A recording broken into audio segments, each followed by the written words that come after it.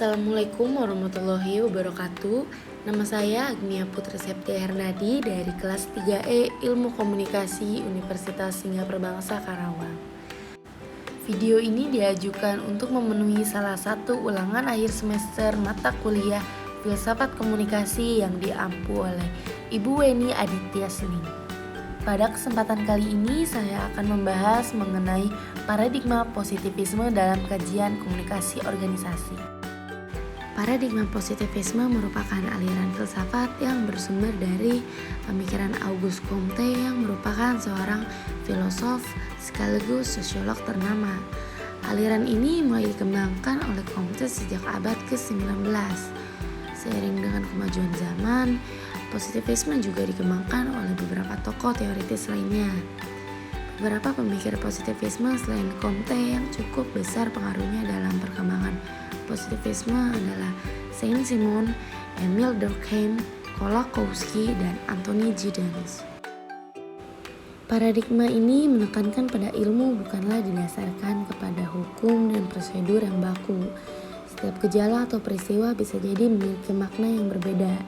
Ilmu bersifat induktif, berjalan dari yang spesifik menuju ke yang umum dan abstrak.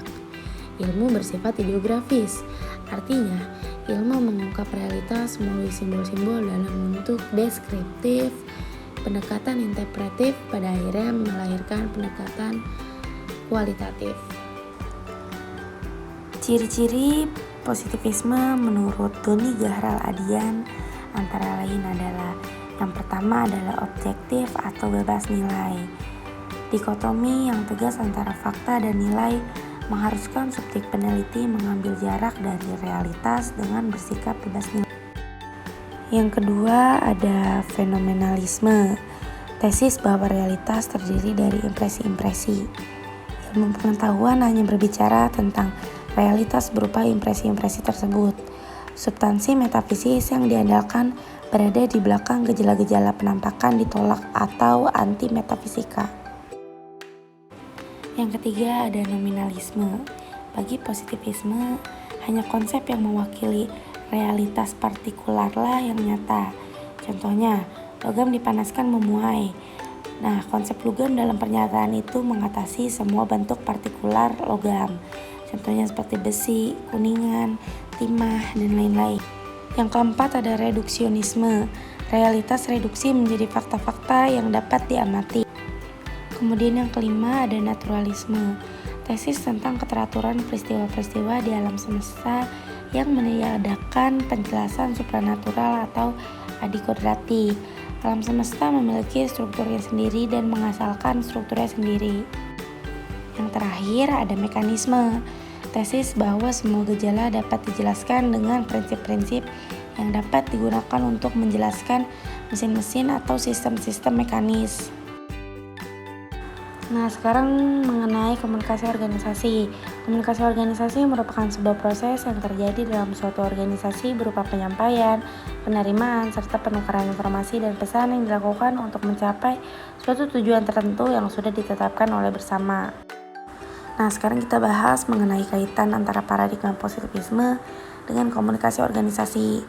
Dalam sebuah komunikasi organisasi akan ada terjadinya suatu kesalahan atau konflik yang terjadi di antara para pelaku komunikasi organisasi. Nah, peranan positivisme di sini adalah dilakukan oleh orang yang berwenang dalam organisasi tersebut. Untuk apa? Untuk mendapatkan fakta yang nantinya akan diteliti dan ditelaah untuk mengungkapkan sebuah kebenaran yang pasti. Setelah diteliti dan ditelaah, maka akan menemukan sebuah kebenaran, yaitu dengan sebuah cara universal yang digunakan untuk memecahkan sebuah masalah dalam organisasi tersebut. Nah, supaya mampu dipahami lebih dalam lagi, kita akan melihat pada kasus kehidupan sehari-hari. Kasus ini diambil pada jurnal Sosiologi Wali Songo, volume 1 nomor 1 tahun 2017. Pada komunitas atlet olahraga voli, mereka menggunakan sebuah bola voli yang telah terstandarisasi tingkat ukuran, daya pantul, serta bentuknya. Oleh karena itu, mustahil bagi mereka menggunakan bola basket maupun bola yang digunakan untuk pemain sepak bola dalam rangka memainkan olahraga voli. Di sisi lain, Beberapa anak di dalam sebuah kampung bermain sepak bola dengan menggunakan bola voli.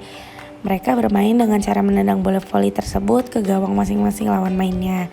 Dari contoh kasus di atas, kita sekilas memahami bahwa keduanya menggunakan bola yang sama, yakni bola voli.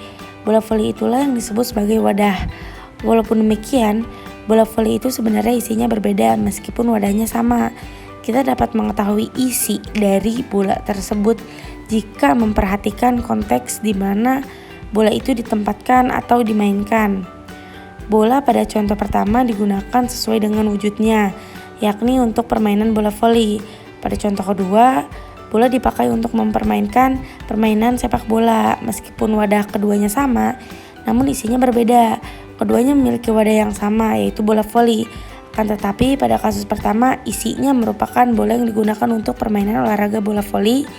Kasus kedua, isi bola voli sebagai alat yang dipakai dalam rangka permainan sepak bola. Untuk itu, perlu memperhatikan relasi wadah dengan lingkungan di sekitarnya supaya memahami isi.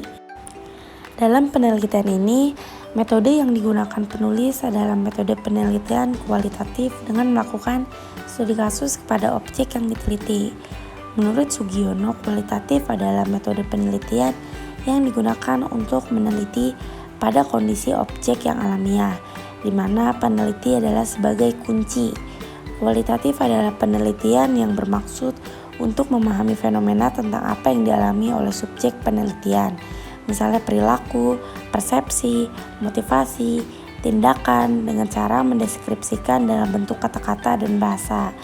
Penelitian kualitatif bersifat deskriptif, di mana penelitian ini cenderung menggunakan analisis dengan pendekatan kualitatif, sebagaimana dikemukakan oleh beberapa ahli Bogdan dan Taylor 1975, Ardianto 2011, Sugiono 2010, dan Moleong 2007. Metode penelitian kualitatif sangat bergantung pada pengamatan mendalam terhadap perilaku manusia dan lingkungannya. Alasan saya mengambil studi kasus tersebut karena kasus tersebut sangat relevan dengan paradigma positivisme yang memandang bahwa realita ada, terkait dan dikendalikan oleh hukum alam dan terpisah dari diri manusia. Oleh karena itu, kasus tersebut menolak bentuk-bentuk interpretasi manusia ke dalam fakta karena dapat menghilangkan kemurnian realita yang terkandung di dalam fakta. Peneliti berperan hanya untuk mengungkapkan realita tersebut senyatanya dan tidak diperkenankan menginterpretasikannya menurut kehendaknya sendiri. Dengan kata lain, penelitian ini harus bersifat bebas dari campur tangan penelitinya, sehingga hasilnya bersifat objektif dan bebas nilai. Cukup sekian materi yang saya sampaikan. Mohon maaf jika masih banyak kekurangan. Wassalamualaikum warahmatullahi wabarakatuh.